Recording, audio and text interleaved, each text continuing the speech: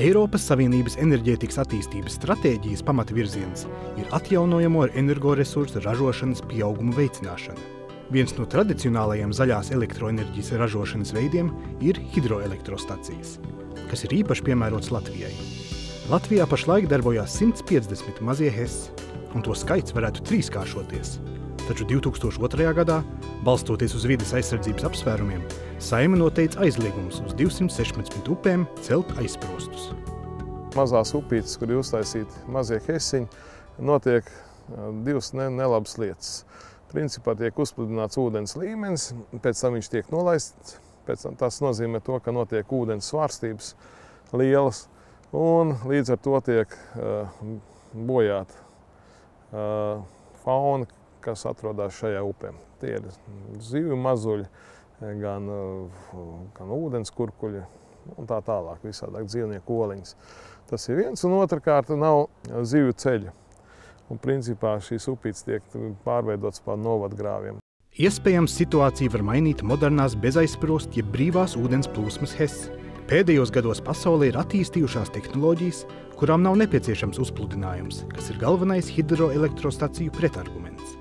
Nav vajadzīgi šie aizsprosti, nav vajadzīgs pacelt ūdens līmenis. Principā tehnoloģija, jeb attiecīgi turbīnas tiek ievietotas šajā brīvi plūstošajā ūdenī, un tie spāni griežas tādā pašā ātrumā, kā tek straumi. Un princips ir tas, ka jo dziļāk ir upe, jo var ielikt lielāku turbīnu, jo ir ātrāka upe, jo faktiski ir lielāks spēks. Tās tehnoloģijas ir ļoti dažādas. Ir turbīnas, kas ir nostiprinātas pie upes gultnes, ir turbīnas, kas peld virs ūdens, un turbīnas, kas peld tādā faktiski zem ūdens, teiksim, nav piestiprināts ne pie gultnes, un tajā pašā laikā viņas arī pa virspus nepeld. Udo Pērsis jaunajām brīvās ūdens plūsmas HES tehnoloģijām saskat divu veidu attīstības iespējas.